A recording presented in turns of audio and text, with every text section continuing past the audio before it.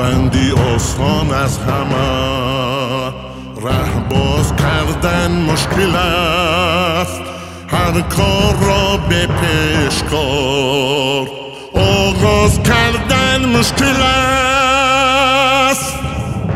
نقشه نماند از سرپر آسان گذشت شد کجا، رسول شد صد خون جگر، ره ساز کردن مشکل است. تا بر بدخشان میرسید بر لب همه جا میرسید، یک جان به صد جسم دیگر دمساز کردن مشکل است.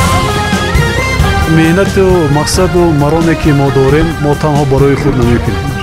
این راه حیات است، این راه آینده آبادی و انکشاف و ترقیات دولت تاجیکان است.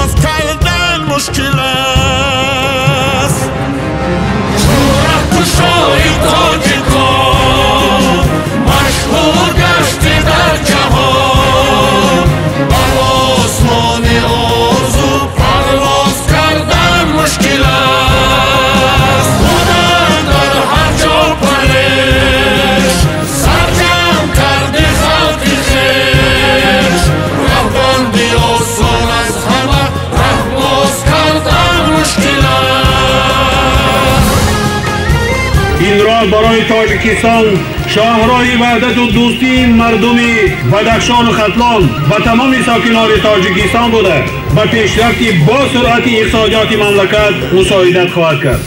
آوازه میپنداشتم آوازه های خلق را، آواز کردن مشکل است.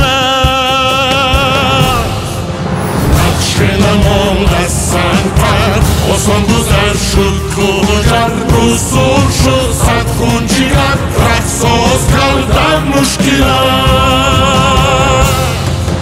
تا بر بدخشان میرسید بر لب همه جا میرسید، یک جان به صد جسم دیگر دمساز کردن مشکل است.